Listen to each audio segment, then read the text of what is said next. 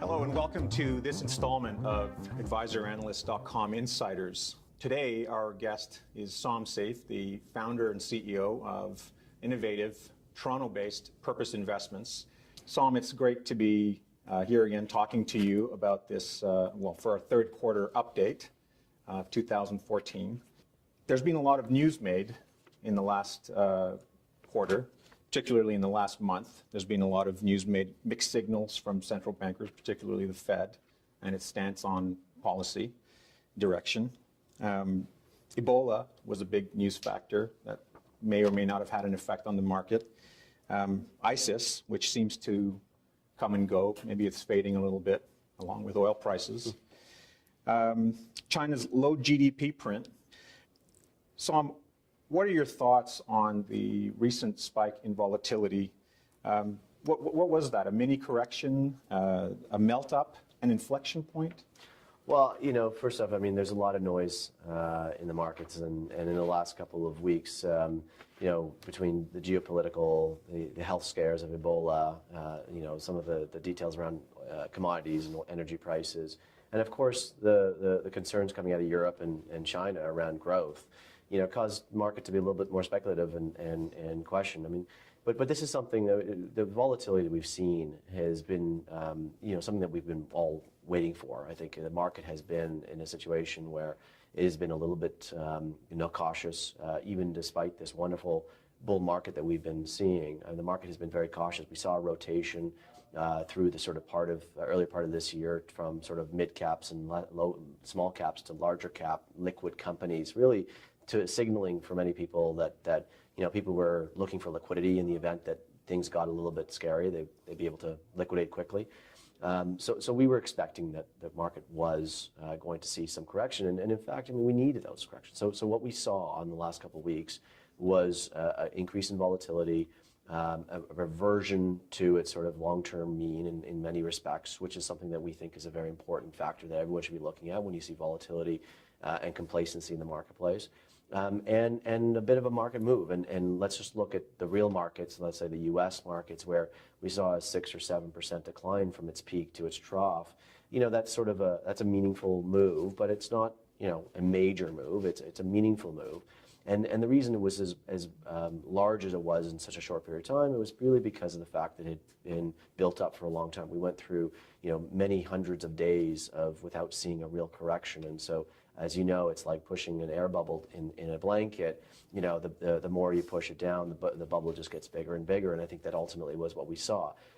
We should see more healthy, regular movements for a market to really build up, as opposed to having it build up the way it did. In Canada, we saw a much larger correction, more in the sort of 10-11% range. And that's driven primarily by the inefficiency of our market and a focus on the commodities and energy space, which we talked about energy being a very weak and ugly place, and commodities and broadly having a lot of weakness as well, which affected the Canadian marketplace. Som, at this point, do you think long-term interest rates seem to be playing quite a role? There's been a lot of talk about that. Do you think they're on their way up anytime soon? Well, look, it's been this sort of prognosis that interest rates are going to go up, and pundits have been calling for it for the last 5-6 years, and for that reason, many investors and advisors have been pushed to position themselves in short duration. Well, that trade's been a very ugly trade because you've missed out on a wonderful move in long bonds that we're now seeing 10 years in the sort of low twos. The reality is that there's no question that interest rates are going to be up. And the 10-year government bond in both Canada and the United States are going to be higher at some point over the next number of years. The question is, what's that some point? And it's a very hard call. And right now, look, buying a 10-year government bond in the sort of 210, 215, 220 range, it doesn't feel very comfortable. And neither should it. Do I think that there's a lot of room for downside or further compression on coupon? Not certain. I do think that you're probably better off being out of that than you are in it today. That said, the reality is that what's been driving this is because of low interest rates in Europe, low interest rates in other developed economies like Japan. I mean, where do people move? I mean, the flight to quality, the flight to yield is in the United States, and so when the 10-year German Bund is at less than 1%, and the 10-year U.S. Treasury at sort of 220 doesn't look so bad, right? Mm-hmm. So it's all about relative yield, and right now on a relative yield basis and on a currency basis, the U.S. is the place to be. So that's been driving it. Will that be sustainable?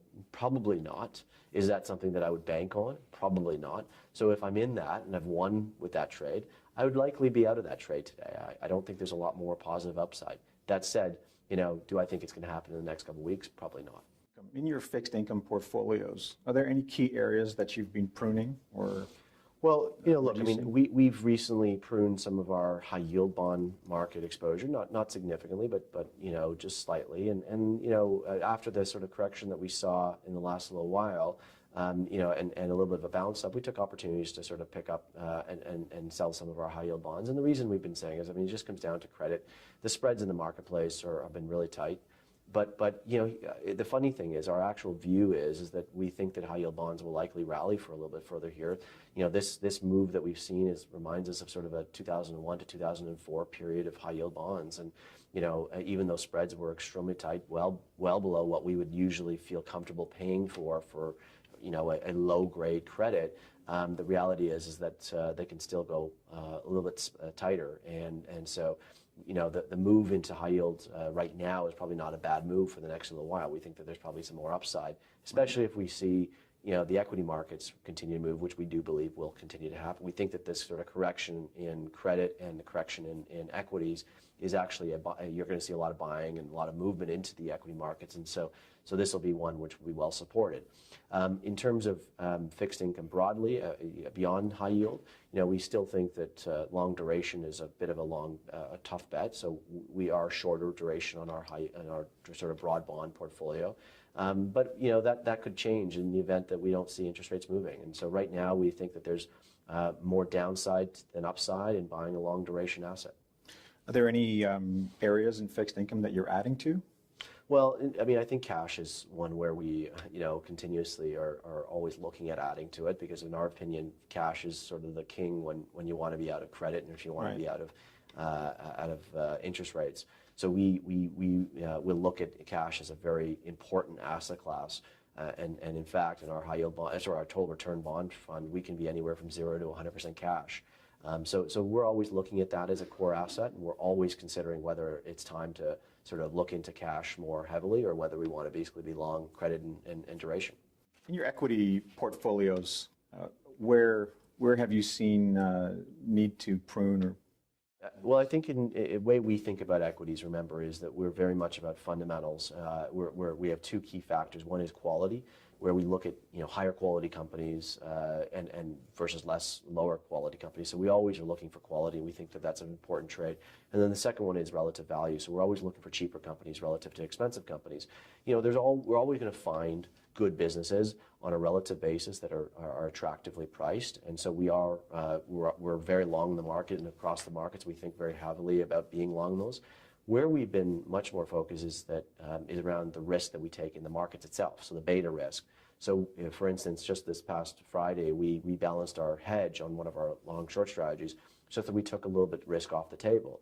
We've had a little bit of rally come back into the markets after the correction. Right. We picked up a couple of points, and we took that as an opportunity to take some risk off the table. Now, we're still, long the market about 55%, 60%. But our view is that that our net market risk being in the sort of 50%, 55% range, that's still a positive perspective, because as much as we think that equity markets may still have some upside here, long term, we think taking risk off the table is a positive thing. So it's just from a risk perspective more than anything else. That's what we've done as a firm. We're always diversified across sectors. So one of the things, we're not a sector biased player. We try to be as sector agnostic as possible because we believe in sector diversification. So we're broadly diversified across multiple sectors. So we're always going to be underweight things like energy and financials and other areas like that, which we think is probably a prudent trade. So in a nutshell, you're more about rebalancing risk. That's right. As opposed to any specific. It's what drives our business. To us, it's the one thing that other firms don't do enough of, which is true risk management, and that's what really differentiates us. So we don't focus. We spend less time thinking about, do I like X stock versus Y stock?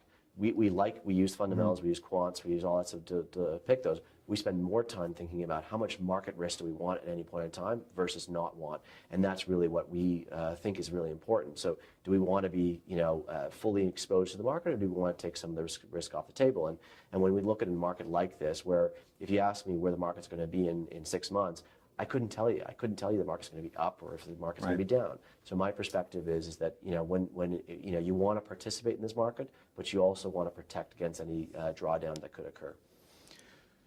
Finally, your aunt calls you up. She's come into some new money, and she's asking you, where do I put it?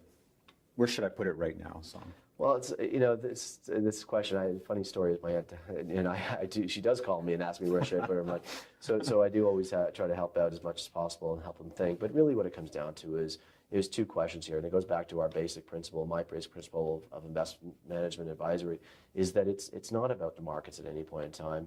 It's about what the individual's financial plan is. So what is the individual's plan? What's their goals? I mean, and if my aunt was calling me, and knowing my aunt, she's an older lady that is preparing for retirement in the next couple of years, I would tell her that at this stage, one, you got to have a long-term plan prepared. You got to be meeting your liability, and if you're getting close to retirement and you're not there yet, you got to start making bigger contributions to your retirement pool, and that's very important.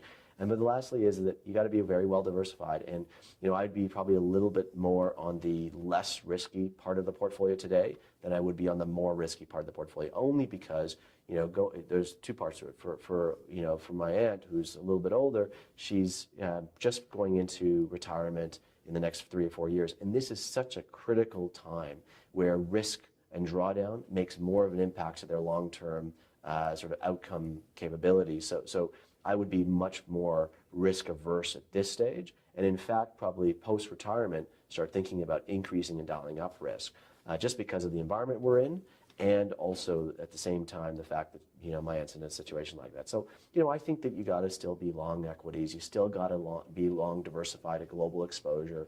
I think you got to be exposed to the right parts of the fixed income market for the right person. If you can't, I think the 40% in bonds is too much. When you think about it that way, I think you got to be thinking about other things. And then from one of the things we've done as a firm, I mean, we've built ways to build, less risky, ways to own fixed income, or less risky ways to own equities.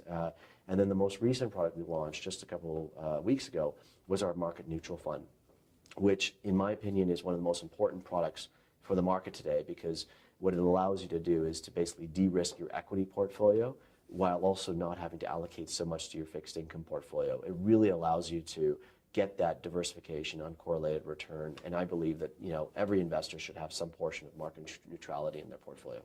So, and that's the Purpose Market Neutral Fund? Is that the Purpose Multi-Strategy Market Neutral Fund, which basically goes across equities, currencies, and commodities on a market neutral basis. And the most important thing is it's public prospectus, available for every client, no paperwork and OM, daily transparency, daily liquidity, and a low fee. We don't charge management fees with performance fees in them. And to us, it's a really powerful thing. And the idea is to give you a nice long-term absolute return, but agnostic to equity and fixed income markets. Excellent. Sam, thank you very much for your time once again. It's great to have this chance to do a third quarter update with you. Anytime. Thank you.